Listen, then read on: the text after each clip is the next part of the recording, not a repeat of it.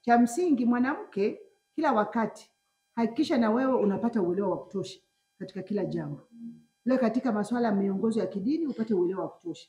Usiambiwe tu kama kuna hii na ukasema sawa. Na wewe pata uelewa wa kutosha. Na kama kuna mwanya pale jinsi gani ya kuelewesha, na wewe upo sehemu ya kuelimisha ile jamii ambayo inafikiri kwamba wanawake wao ni wanyuma. Yaani wewe mwenyewe mwanamke uwe wa kwanza kujitetea kwa kuwa na ufahamu wa kutosha. Wanawake tuwe na ufahamu wa kutosha. Na mahali ambapo tunapigwa ni sisi wanawake tutakuwa na ufahamu wa kutosha. Wakati mwingine hatujui hata matatizo yanayokabili kijiji kile. Wakati mwingine hatujui. Sasa mimi haya yananihusu. Mbona haya ni ya mwenyekiti? Ukitaka kwenda kugombea nafasi yote kuanzia sasa kuwaambia wanawake waanze kujifunza mambo yanayokabili pale kwenye eneo lake. Ajue hakuna maji. Ajue wanafunzi hapa kuna utoro. Hapo tutafanya nini? Na aanze kujitoa jinsi gani ya kusaidia hayo matatizo, kushughulika na hayo matatizo. Ajue eneo lake vizuri. Ajue kina mama wajane wako wangapi? Watoto ambao wamefiwa na wazazi wao ambao hawajiwezi wako wangapi? Na mkakati wa kuwasaidia wale wako wangapi? Na hayo ndio matatizo ya wanawake.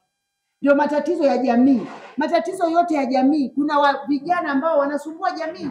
Ni wezi. Ufahamu ili wale sio wa kustigmatize, ni kuwaita wanangu. Mbona kunaambiwa nyinyi mna hili? Hebu kwanza tumrudieni Mungu. La pili, mkipewa biashara tunaweza kufanya. Ndio tunaweza kufanyia mpango mpate mkopo wa halmashauri. Mfanye biashara msishirikishe na haya mambo.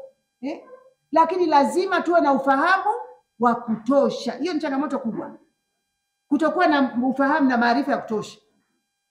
Na maarifa yanaletwa na ufahamu. Ukiwa na ufahamu utakuwa na maarifa ya jinsi gani ya kutengeneza kukabiliana na hizo changamoto. Na kiongozi ni yule tu ambaye ameonyesha nia thabiti ya kushughulika na matatizo ya watu. Sasa wewe utasema jamani, nikiwa kiongozi nitafanya hivi na hivi. Aanza kufanya sasa. Aanza kufanya sasa. Wanawake nendeni mkawaambie huko. Waanze kushughulika na matatizo sasa.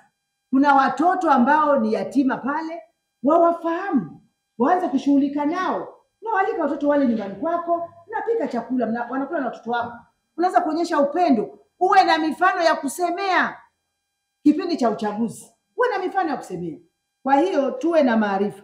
Tunasema changamoto ni unyanyasaji wa kijinsia na vitisho. Wakati mwingine sisi wenyewe ndio tunanyanyaswa. Sisi wenyewe kwa kweli nani anataka kufanya hivi?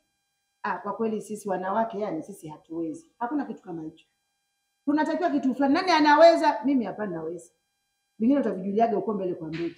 Mimi ninaweza. Sio tujirudishe nyuma. Wakati mwingine sisi wenyewe tunajinyanyapaa. Wakati mwingi viongozi au sisi wenyewe wanawake ndio tunajinyanyapaa. Kwamba mimi nitakiweza, mimi sikiwezi. Kwenda Dodoma, mimi Dodoma sijawahi kwenda. Hii kamati itatakiwa iende Dodoma.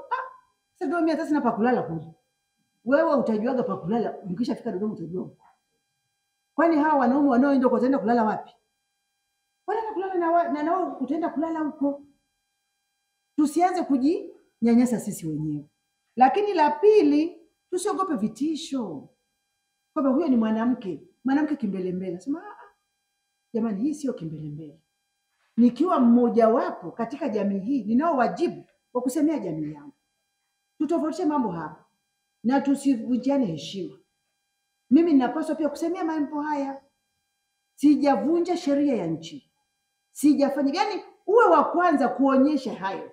Sasa ukishaona kwamba bana huyu hambiwagi hivi. Ukimwambia hivi anajibu lake, kwa wataanza kuogopa, kurudi nyuma, hawatakushushua, hawatakushusha kwenye jukwaa, hawatakushat unavyotaka kusema.